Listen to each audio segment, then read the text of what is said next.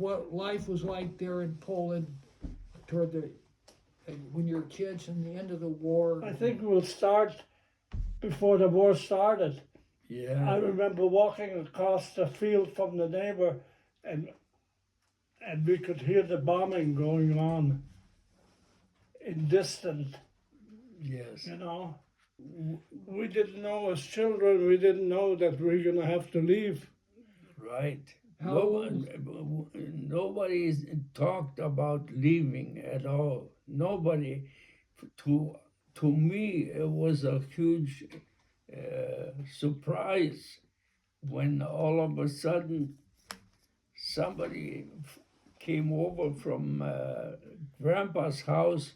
Grandpa lived about 2 or 3 blocks away, his farm, and we had to get dressed and walk over to Grandpa's house. That night he had the horses shoed yet. Yes. Across the street from us was a blacksmith shop. He shoed horses. Before we left, the horses had to be shoed. They waited till the last minute because they didn't know that we had to leave so suddenly. Right. So at 2 o'clock somebody came and said, "You're sleeping and the Russians are 20 kilometers from here." And so Mother says, "Well, what are we supposed to do? Pack and leave." Yes. So pack then and Grandpa leave. had the wagon first. He packed on the wagon whatever he needed, things. Yes. Because, but don't take too much, because in 3 days you're coming back. Right. And we have never been back. Never been back. Never. Yeah. I mean, we went back for visits. Our neighbors are still there, the Polish people that we used to know. Yeah. They're all still there. Who Yes. told your grandfather that you had to leave? Somebody came, knocked at the door. "You were sleeping and the Russians are 20 kilometers. Well, we knew something was happening because of all the bombing, you know. Yeah. We heard the bombing, Right.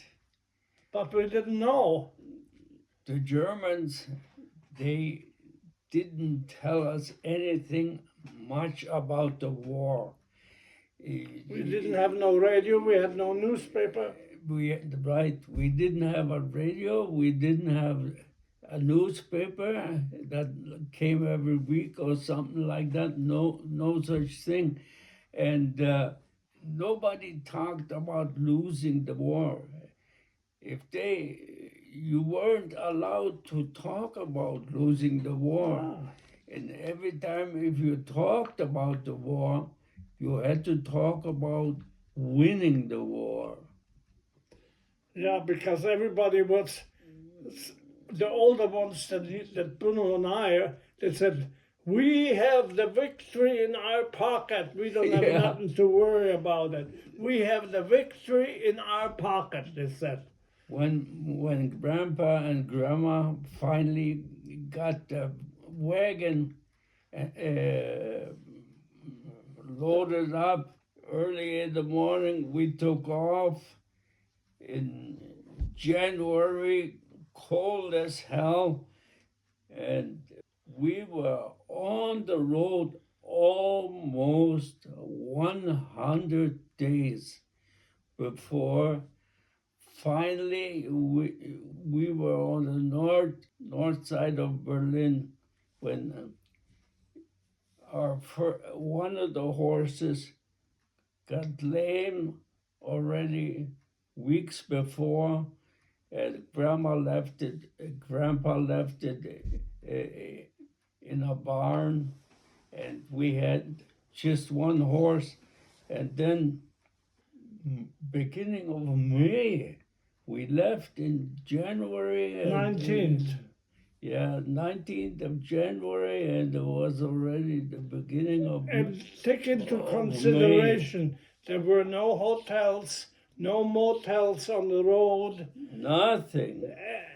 no restaurants, no fast food stores, nothing. Just the bread froze on the wagon. It was so cold. Grandma chewed the bread in her mouth and gave it to us kids to thaw out.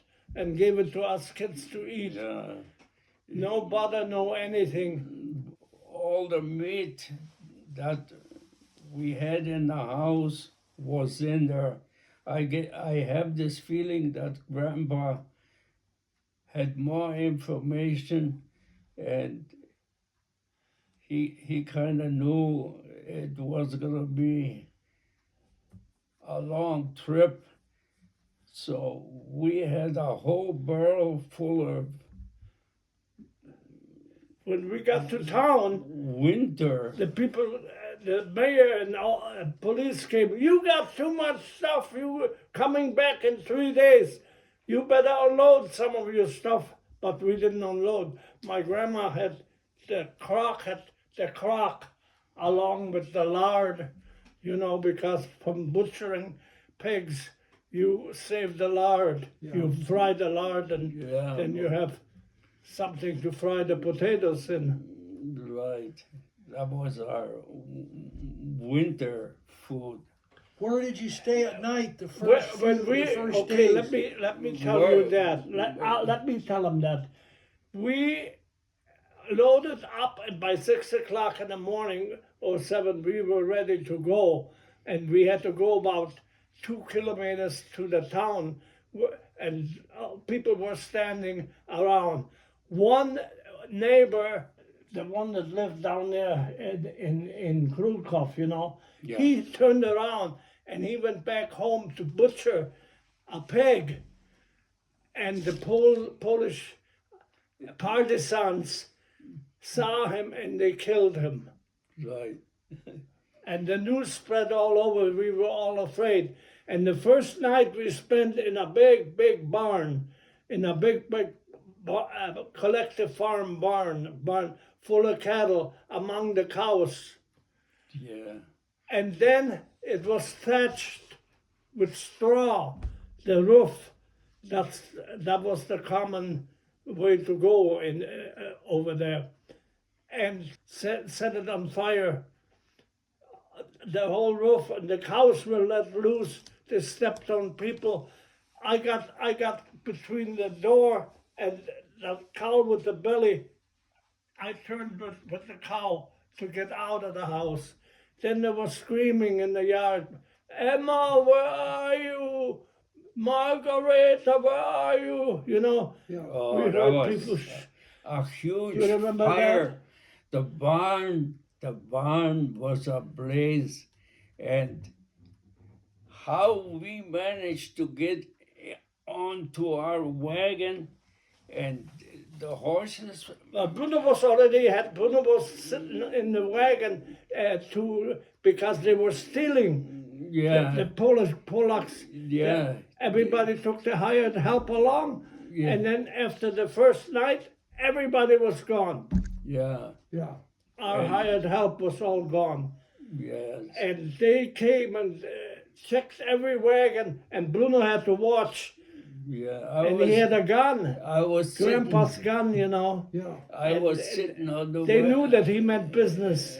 I was sitting on the And wagon. Grandpa heard the shot and in the barn. We were still in the barn. yeah, Grandpa heard the shot running out, and we gotta get out of here. We gotta get out of here. The police are gonna come. So we had to get out of that big yard, and to get out of there on one gate, one Right. narrow gate. amazing how all of everybody was sleeping inside the barn, and I was sitting out there, and Grandpa was out there. He showed up there, and I don't know how everybody managed to get on the wagon, and it was so hard to get out of What the saved yard. my life it was all full of smoke and everything from the thatched roof. It was about this thick, the roof. And I saw Grandma pulling a blanket, and I knew it was her, even though all the smoke and it was night, 2 o'clock or whatever. And I was able to follow to the wagon. And then I guess Lydia was behind me, And Mother then and the others, That was one of the first nights.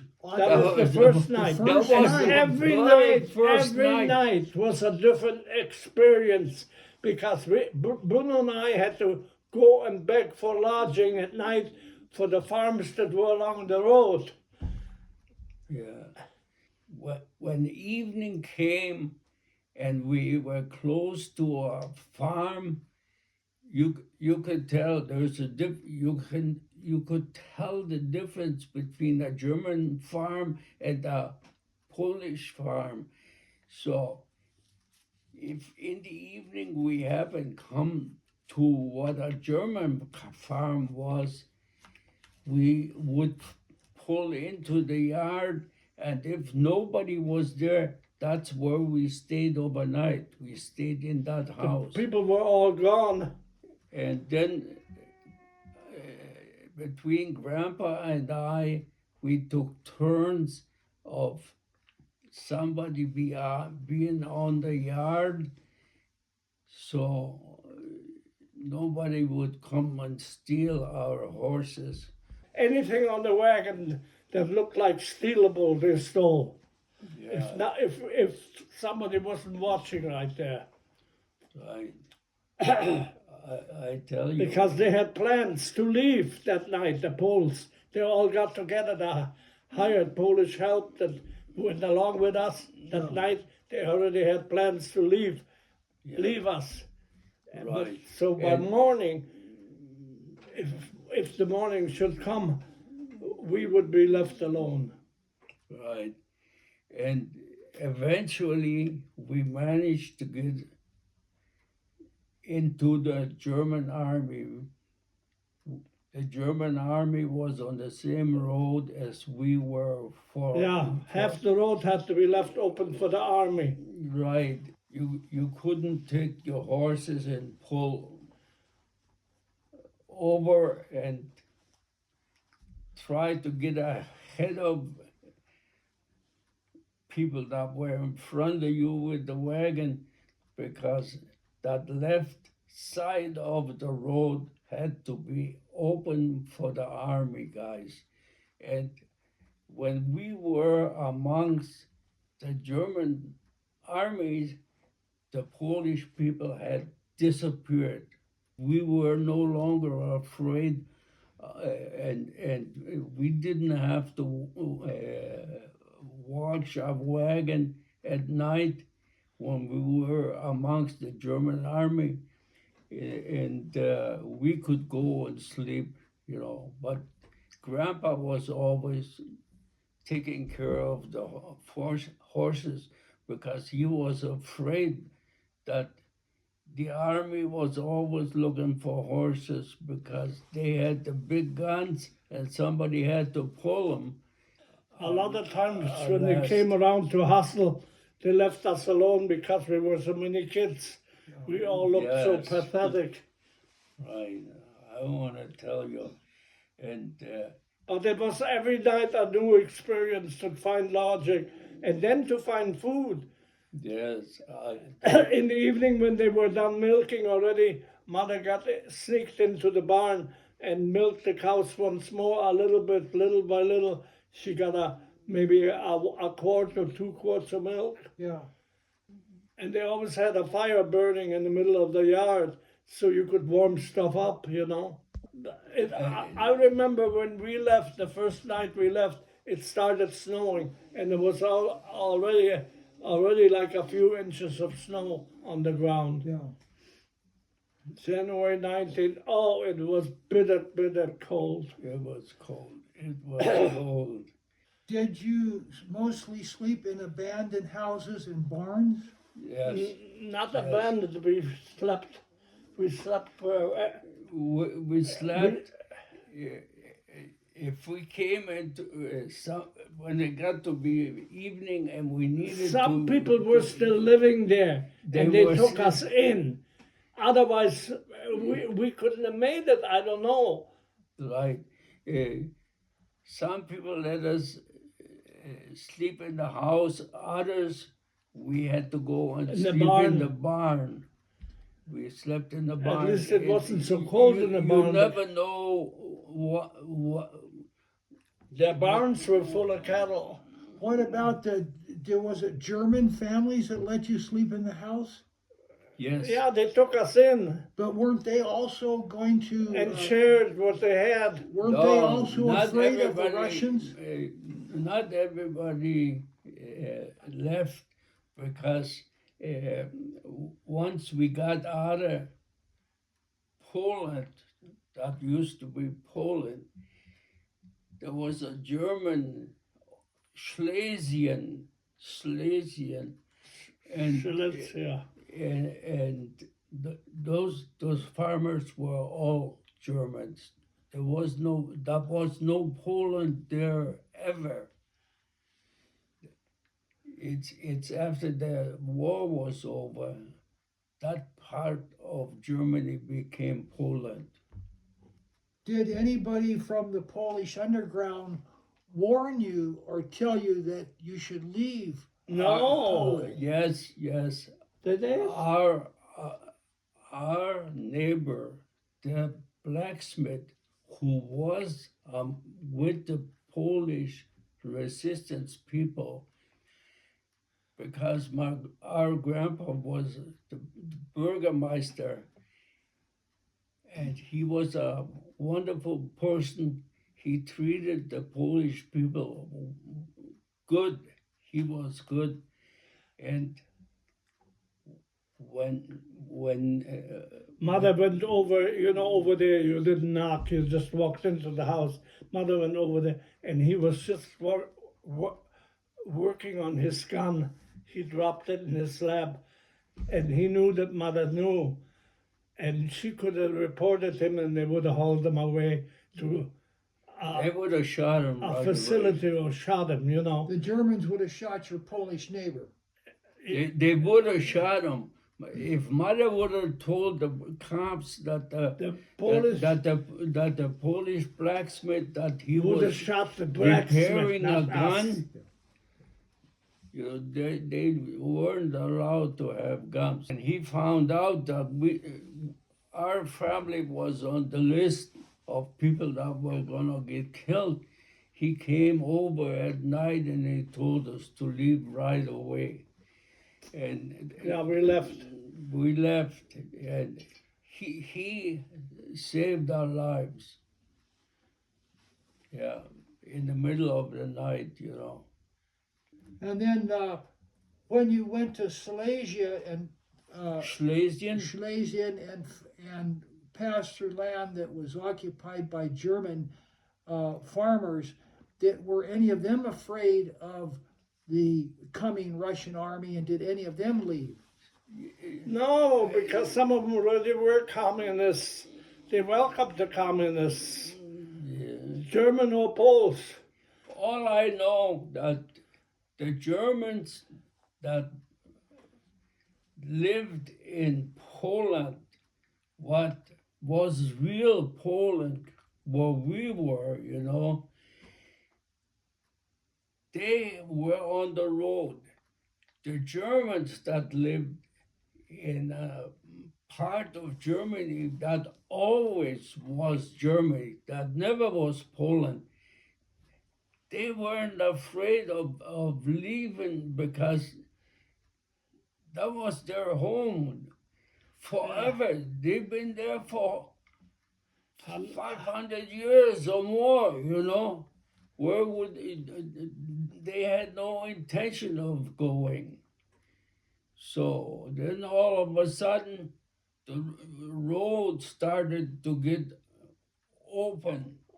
And every once in a while, because Grandpa was always talking with the army, and he became friendly, and he told them about, I suppose he told him that he had 6 sons in the war, and the army gave us ideas what road to take so we can Yeah, I remember keep that. going. And I remember that, Did you speak German and Polish? Yeah, perfect. We spoke, Otto and I, everybody spoke, was bilingual. You know, the Polish are very, Proud. you know, they didn't go to German schools or anything, whereas our parents and grandparents and everything, they went to Polish grade school and German grade school. Yeah, mother had to take both languages. All the Excuse Germans me, I gotta go in to the bathroom. part that was Poland, they all knew how to speak. They were bilingual. Nobody was anything different. The Germans were Lutherans and the Polacks were always Catholics. They had their church, we had our church. Did you do work on the farm, Bruno? Did the kids help with the farm chores? Every day you had to, as long as I remember back to 6 years old, I had a job. Every day, every job. You know, because dad was in the army, you know, and mother was doing milking the cows and stuff like that. I don't remember ever not working, you know. Were you the oldest boy in the family? Yes. You were the oldest child, right? Yeah. Yeah. And did you ever have problems when you were guarding the wagon at night? Yes. yes. yes. Yes. I had a problem. But I had the shotgun. Yeah. And maybe you don't want to go into that. I don't want to go into that. Good. And it was your grandfather who told you what you had to do. I was sleeping in bed. He came, he woke me up. He walked me out to the wagon, showed me where the shotgun was, bundled me up so I wouldn't freeze. It was winter, and he told me the horses are in that barn over there at that door, and if you hear anything or so, you know, call me, you know. Well, I must have fell asleep because all of a sudden the door is opening the door opened up of the barn where the horses were, and somebody is coming out of the door. And well, let's skip that. Yeah, I don't want to talk about that anymore. We're not going to talk about that. What about, did you ever have any conversations with the Germans? So did your grandfather ever have conversations with the German soldiers that helped them get through a difficult time? Every time when he talked with them, they were helpful. And we actually slept with the soldiers every once in a while. We happened to be there, and we saw injured soldiers, and we were in the middle of the war where we were going this direction, and the Russians were over there. You couldn't see them. And they were shooting at the Germans, and it was going over us, you know, and it landed about a half a mile or something like this down the road. And we were in that war about a kilometer or so when the shooting was behind us. Grandfather ever halt the wagon in front of a bridge that you had to cross? Did you ever have any trouble crossing bridges? When we got to the border, to the Oder River, when we got there to the Oder River, everybody was stopped. In front of us was maybe 3 or 4 wagons, and Grandpa took a break, and he was feeding the horses hay. He had a sack over their ears, so the stuff wouldn't fall on the ground, and they were eating it. And Grandma gave me a piece of meat to eat. And I was watching the German army guys. They were sitting, taking a break. And all of a sudden I seen a young German soldier, blonde hair, probably was a teenager, and I noticed he's looking at me. So I went over there, and he's looking at my piece of meat, and I asked him if he was hungry. So I gave him my piece of meat, Yeah. Grandma's watching from the wagon, and she cussed me out about me giving food away.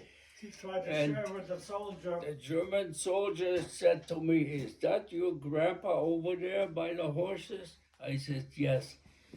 The soldier went over and he talked with my grandpa. My grandpa took the sacks off the horses, and he pulled out a line and went over the bridge, and he told us to look back, and we were about a mile or so.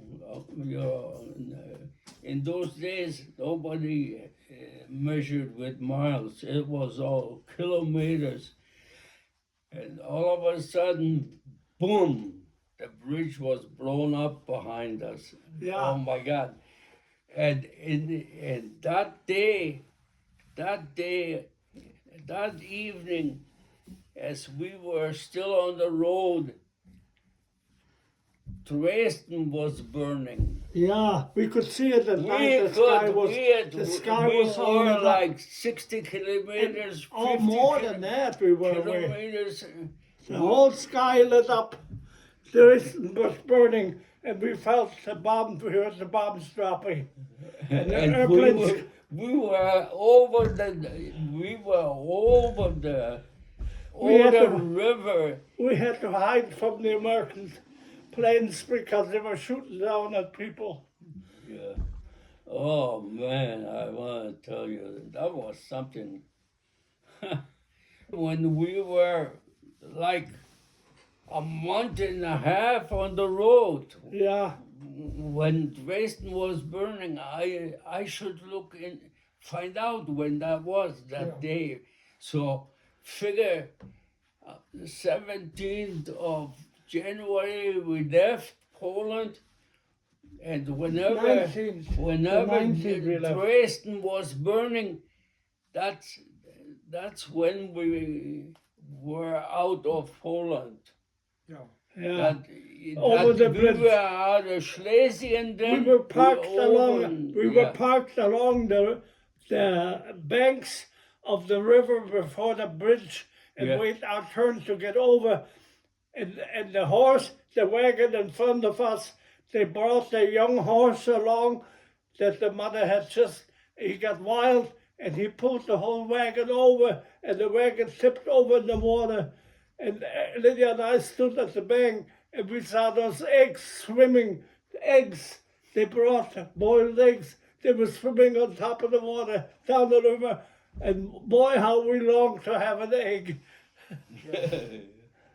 Yeah, I tell you, there was. And then on the wagon, and we finally made it over the bridge. And that was our luck, because that bridge got bombed. The pieces were flying. The German guys that I gave them that piece of meat to, and the other guys, They warned us. they warned us. They warned our grandpa, not me, They but said our grandpa. the munition is already strapped down to the bottom yeah, of the bridge. We managed to get over the bridge. We were lucky. We were about so lucky. 4, 5, I 6 tell you. wagons over. Yeah. And the ones that were on the bridge, they all went up in the air with the horses and everything. When they blew that, they didn't tell the Germans they were blowing. We the wanted bridge. to look, They but just- Grandma made us Boom! They just blew everything. People were on the bridge, they didn't care, you know. They didn't. They just wanted to get over to the other side, you know. That was Can the you border imagine- between Poland and Germany. Can you imagine it? I saw this young soldier looking at my bride, looking, and I asked him if he would like to have it. I gave it to him. Grandma saw that I gave them I remember food that. away. She cussed me out. Yeah, and I said to you, you should have gave me that piece of bread. I was hungry. So, so next thing I know, the soldier went over to talk to Grandpa, and Grandpa just undid, you know, he had a sack over the horses' heads. He took all the food, put it back where I and Grandpa always sat in front of the wagon, and we were. He pulled out a line, boom, down the road, and then he says, "Look back, look back, look back." He didn't say why to look back. We saw it. We were lucky if we found a place to stay overnight along the road that were farmers. I mean, every day was A something. new experience. Every day was a new experience. Did you see any prisoners on the trip on your Any Russian prisoners? Russian prisoners or No, No. yeah, when we got to East Germany, we saw the Russians Yeah. everywhere. They were everywhere. Yes. But then it was already April, May, you know. Yeah. You know, I want you to know that those Russians. They overtook us. Those Just Ru- east of Berlin, the Russians overtook us. Yes.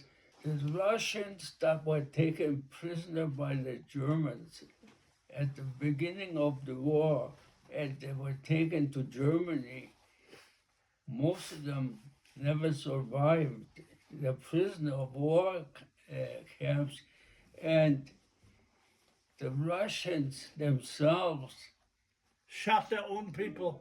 shot their own prisoners after the war.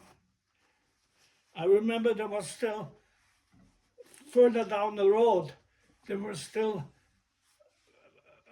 a lot of snow in the ditches. Yes. And they buried the dead people in the snow. Yes. And then it started getting warmer. We saw the legs sticking out of the arms. You remember that? I was wondering. I always was wondering. I said, Grandma's. The ditches were full of stuff what people threw away, you know, to get lighter. So Grandma saw a beautiful pot, a cooking pot. She wanted that so bad. Grandpa didn't want to let her get out of the wagon. Yeah, she wanted. But she managed to get out. She wanted that pot, that stewing pot. Yeah, I tell you, that was something. did you see how the German army disciplined their own soldiers or maintained control of them? No, I only saw good things, you know. They were. I didn't see any shooting or anything But like one that. thing that I saw that No. really bothers me No. is German soldiers with guns leading a whole bunch of Jews on the road, Yeah. you know, and the Jews got out of the line and were in the ditch. It was already springtime, and we were picking the onions, the green, and ate it. Yeah. How could you tell that the people they were leading were Jews? We didn't know. To us they were just people. Bruno and I didn't know that they were Jews. Your mother was in the wagon with your Yeah, she grandmother. was mainly hustling for food along the road, you know, Yeah. by the people asking the army if they had anything to eat for us kids. I want you to know that when towards the end of the war, the army was poor. The German army had nothing to eat either. Nothing. You know, they had nothing to. Then when the Russians came in, they butchered every day a cow. Yes. Remember that? Yes, I remember that. Yeah. When did the Russians overtook you just outside of Berlin? So they- No, on the north side Maybe of Berlin. maybe North side maybe of Berlin. 20 kilometers. You walked that distance Yeah. once when Emma let you off. Yes, about 20 kilometers. Wow. And her husband found us in that little village east of Berlin, now west of Berlin. And they took Bruno along. And then all of a sudden, a few days later, Bruno found us again. Yeah. And mother was crying that Emma let us down. They got on the train to get away. We couldn't, you know, because we had horses and everything in the wagon. That was precious to us. Well, what happened next? Did you stay there for a while?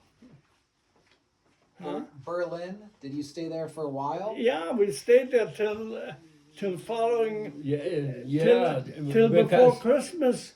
we We were all- allowed to go into a camp, into a detainment camp, you know, and there we stayed until they let us go to West Germany. Mother used strategy. When Yeah. we left East Germany, Mother went to the Burgermeister and told him to write out a letter that, and he says, what shall I write? Write that Mrs. Creasy, with her 6 children, wants to go to West Germany to be with her brother. You know, please show her kindness and mercy. And that letter saved us. Otherwise, they would have sent us to Leipzig, to those camps that they had there for refugee camps.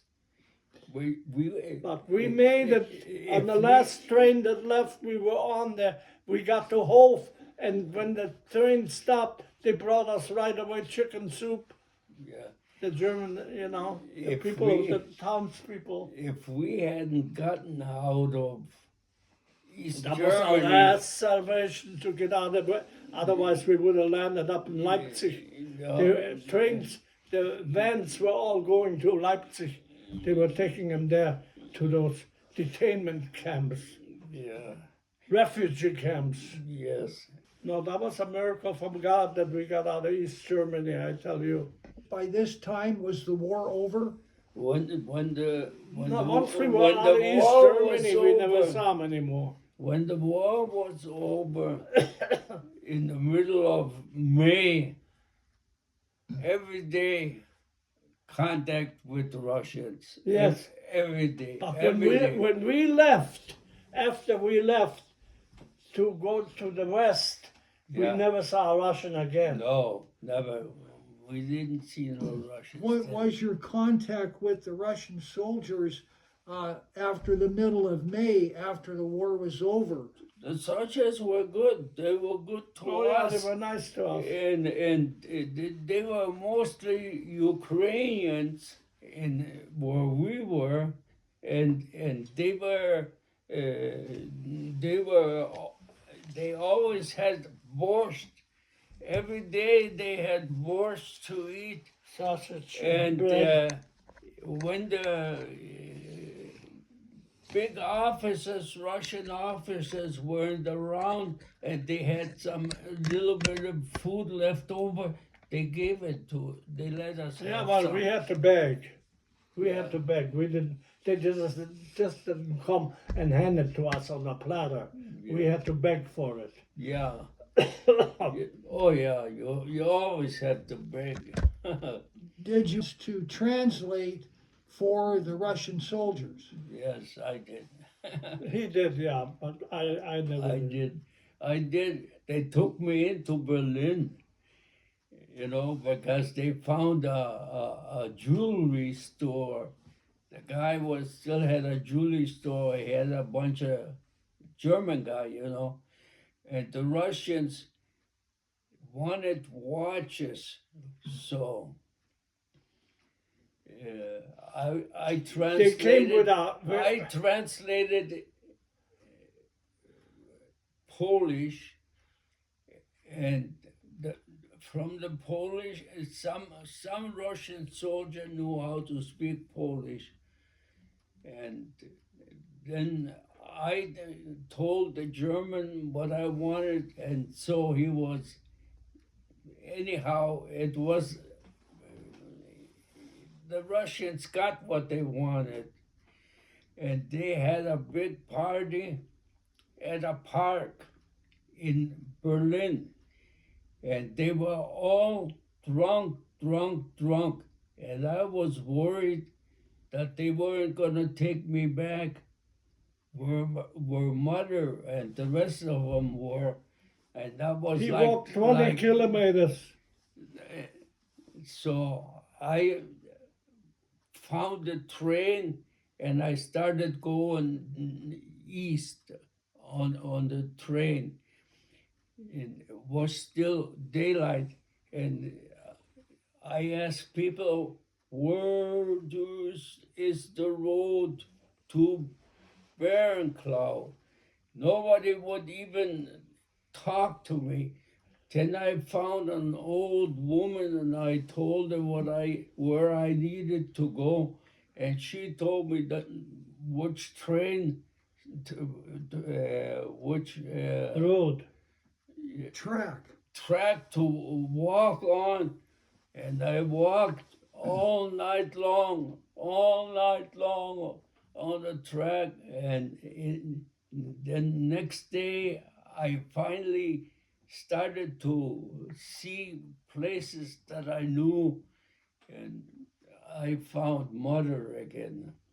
I found the family, but if I would they have were- stayed with the Russian soldiers, I don't know what would have happened to me, because maybe they just would have kept me. Yeah. How old were you then? I was Kidnapped him. 9 years old. 36, 45.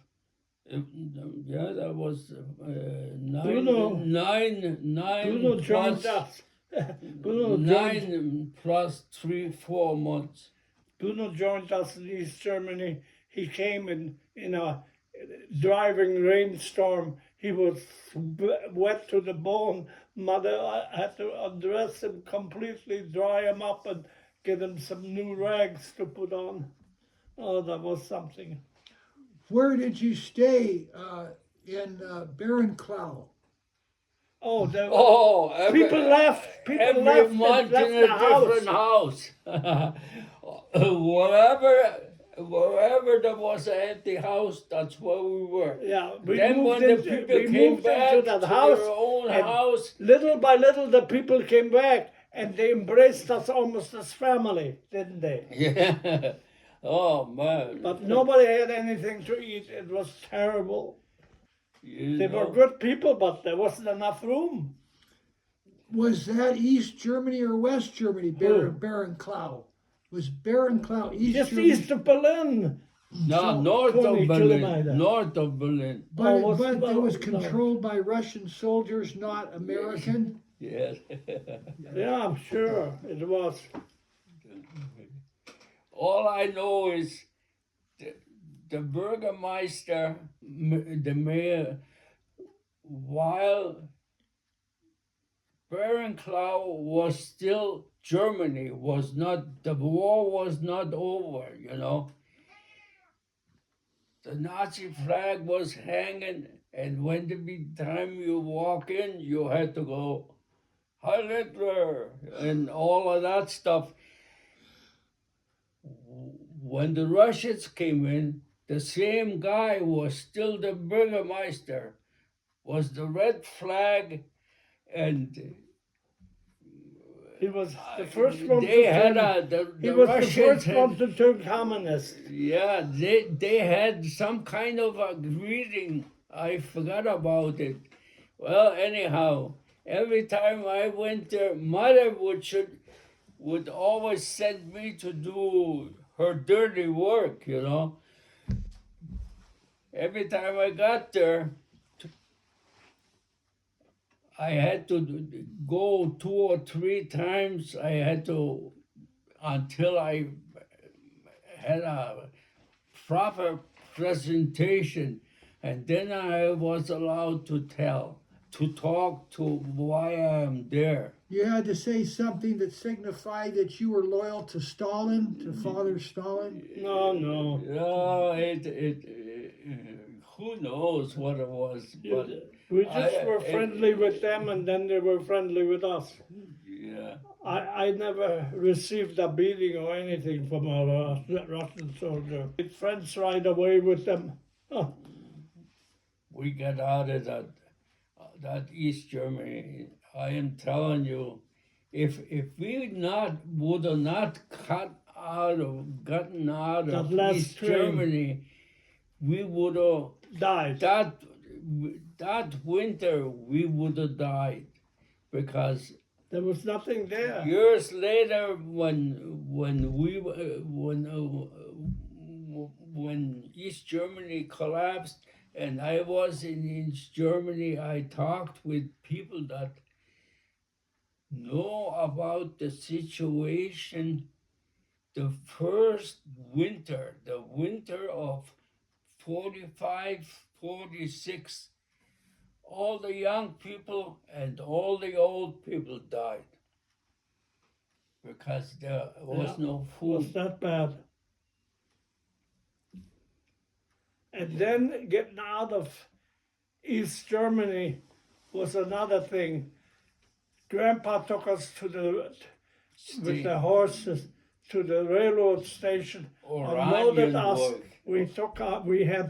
We had a fitted sheet where we had all our stuff in there, our pillows and blankets and stuff. And then to get on the train, half of us got into the train and Mother threw the fitted sheet in, and she says, go to the end of the station and then get out. So they let us out at the end of the station, a couple of kilometers or more, and there we stood and waited for the rest of them to come. And from there on, they put us into a refugee camp and to be registered. Heimatlose mit Ziel and Heimatlose ohne Ziel. Homeless with a destination to go, homeless with no destination. And the ones with no destination were sent to Leipzig. That was all communist then already. And just like that, it turned communism, everything. Yeah. No more Heil Hitler. Okay. When the war was over, all of a sudden, the Jews that survived the concentration camps were out on the streets. And of course, they were hungry. And there was no food anywhere. I want you to know. Oh, terrible. That Ludo and was, I, it was unbelievable in situation. East Germany, where the people left, they had a bakery. You had to leave the door open, otherwise they'd break everything to pieces. The doors, Yes. you know. We stormed into the bakery, hoping to find some bread. We found one of those round loaves, was all moldy. Remember? Oh man, that was horrible. Yes. I want you to know. That's all that was left in the bakery. I couldn't believe, Mike, if I tell you, nobody will believe that there was so many Jews They were that everywhere. that were still alive, that nobody had killed or whatever. Whole you know? train roads left East Germany to West. And then they were very, very thin, right? Because they didn't have food. well, I didn't know. Hey, nobody, I didn't see no Fat heavy person. fat people, not until America. My first fat people I saw in the world was when we came to America. I never saw any fat women. I don't remember fat women. During I the saw war. one fat woman, I thought, oh, she must be rich, she must have plenty of food. Line. That's the way I thought. I thought positive. Where was the displaced persons camp in West Germany? You went to a refugee camp. Refugee camp in, near Bamberg. And from there they took us into the villages, just unloaded us, and the Burgermeister went from house to house. Everybody had to empty a room. I mean, everybody had to give up a room, whatever was in there, you know. And Did your family get a room in a house? yeah, we eventually we got an upper apartment. Yeah, we lived. In fact, from all the refugees, I think we had the nicest place. Don't you think? I think so. And then every day we went into the woods to get wood. And the old man that lived downstairs from us, who owned the house, he would buy the wood from us because he needed it, you know, to be warm. And he paid mother a little bit money, and so we had a little money. And mother sent me to the butcher to get for a couple of marks bones so she could make a broth, you know. I remember her sitting there and eating off the bone, the sinew one, you know. I want you to know what we lived through. Nobody To come in a Catholic town was not that easy, being Protestants. But after a while, they accepted us, right? Right. They loved us. They accepted us. We went in the field to help them with the field work, the little farmers, you know. Just for food. Yeah.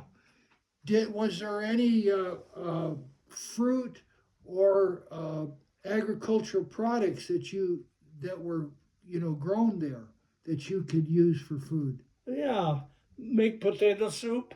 Yeah. And milk. They had to give us a couple of liters of milk a day because of the Eric and Siggy and Herbert, you know. So then we made boiled potatoes, made a potato soup. Even salt was a luxury. What about apples or Apples, yeah. We stole apples like crazy, Bruno and I. Yes. what about, did you get to know anybody at the church there from the Catholic Church? Yeah, I rang the bell at the church. Old lady, it was her job to ring the bell at 6:30 for the evening prayer, you know. Yeah. And I would ring the bell. Oh man, and the people in town knew it was me that ringing it because I rang so long and so hard. Yeah. I pulled on the thing and it really hit. Yeah, that Mrs. Holtshoe, you know, she paid me now and then. She slipped me a few pennies. Yeah, we got to be friends with everybody in that village. Everybody. Yeah.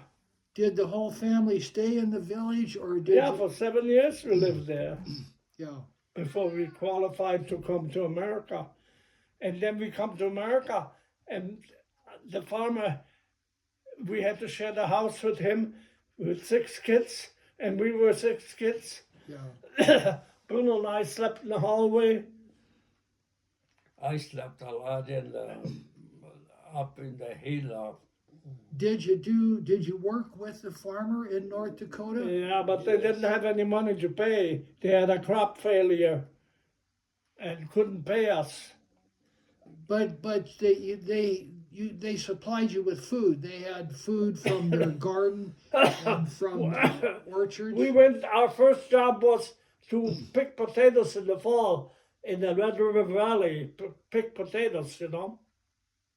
Mother and I had 4 rows. I had 2, Mother had 2, and we had the sacks tied around us, and Bruno and Dad and the other, and that was our first money that we bought a car. Even we had the car before, so we could drive to the potato fields. That when we left Germany, they already had the new money and things were starting to get better. When we came to North Dakota, We had no electricity we had to live. in North Dakota. We had to live. And you know what? North Dakota was much harder than Germany. I wanted to tell you something about North Dakota, about the people. You know, we were working and we worked so hard. We always had the most picked, Yeah. you know. And they were jealous. They said, "You DPs, you have a lot of nerve coming over here from Germany and taking away our jobs." And she said it so loud, so everybody in the whole field heard it. That's the welcome we got. And the North Dakota people hated Minnesota people. They, my God, now that I think about it, they were making jokes about Minnesota. Yeah. Did you, when you were in the south of Germany, in the little Catholic village, did you ever go back to Poland to see anybody? I did. I went back to Poland 2 or 3 times Yeah. because my aunt was still living there, my cousins. You know, I want you to know, a lot of our relatives did never leave Poland. They stayed there. They didn't have horses. They didn't know how, and living away from the trains, they had no ways of leaving. Like Grandpa, he had a wagon and horses and stuff like that. And they actually became Polish. Yes. Yeah, Yeah, that I was mean right. they were not Nazis or anything, and the Polish people knew them from childhood on. They didn't kill them, but killing was done. They killed the ones that were Hitlerites. That's right, Hitlerites. If they didn't disappear, if they couldn't leave, Boy, if you ever their ass was if grass. you ever did anything wrong to a Polak while the Germans had occupation of Poland, you know, When the war was over, they got even with you. They have a good memory, I tell you. They just killed. Our family Killed, was always killed, kind killed. to everybody. What happened to your father after the war? But our farm had to go for our paperwork to come to America. We had to sign it over to the German government. The German government paid for everything. We had no money. What about your father, your dad? How did you? What happened to him after after the war was over? We had to schlep him along everywhere where we went. I'll come over someday and I'll tell you. Well, he was. We don't need to go into it, but he was injured, wasn't he? He got injured after the war. Yeah. Yeah, and he had to deal with. He was in a hospital. And when the war was over, the Russians walked through the hospital, and he was standing at the window and he saw civilian clothes hanging on the clothing line. He went out and put the clothing on and then walked back home to Poland, where his dad used to have a farm. And that's where we found him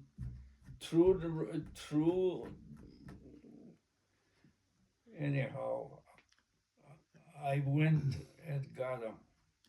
Yeah, and you helped your dad, didn't you, Bruno? Because he was injured.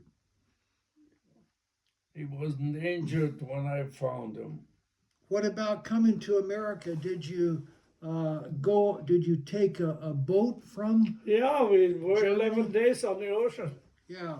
Yeah, we were in a camp about 2 months before we got on the boat, because the boat brought American soldiers to Germany and went back with us, the DPs.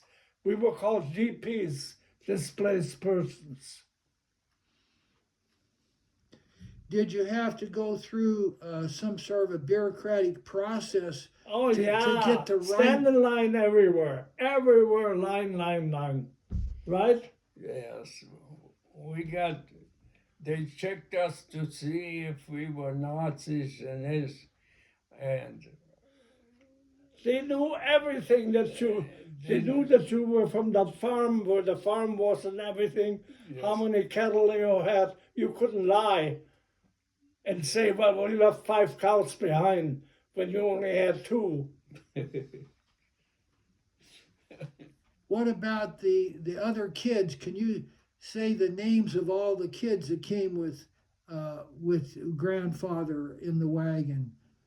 Your brothers and sisters. Who was in that wagon and who got into Oranienburg, and then Erica was the youngest, and Siggy was born in May. Siggy was born in Branclau, but we didn't have a horse anymore. That's another story. what about Lydia? How old was Lydia when Lydia had to help along. She had to take care of Siggy. And I had to take care of Erica, and Bruno took care of Herbert. And so everybody had somebody to be responsible to. And that's the thanks I get for Erica. Sold my van for $100. That Rick tells me my van was worth $3,000. She sold it to her buddies for $100. Yeah, do you still know any of the people from North Dakota that you? Oh yeah, we still write to them. We got Most relatives. most we of have them are a lot dead. of relatives in North Dakota. Yes. Yeah. Most of them are dead. But you're still friends with some of the people from Oh North yeah, Dakota. they're good people. Yeah. Yeah. Well, good deal. I quit going to the Lutheran church. I went to the Baptist church. They used to bring bags of food for us. Yeah. We hungered in America. Mother sent me for a loaf of bread. They wouldn't give it to me. I didn't have any money. I said, we'll pay you tomorrow. No, then come back tomorrow. They said in the store, grocery store in Park River. And they had no flour to bake bread. Who was the leader in your family at this time when you went to North Dakota? Well, Bruno went in the army right away. Well, who was the leader up there in North Dakota? Your mother? Yeah, of course. Dad didn't do anything, just sit there. But you know your father was injured, Otto. Do you guys, what lessons did you learn from all this experience that you'd like to children growing up in America to know? I want them to know if ever a war breaks out here, you might have to be on the bottom and work your way up. And you may have to beg. Just think, if anything happens, the little money, the little food that people have daily, it's going to be gone in a couple of weeks. And then you have to, where you going to go if the shelves are empty? Yeah, I want to tell you, if there's another war in America, a lot of people are going to die. Yeah.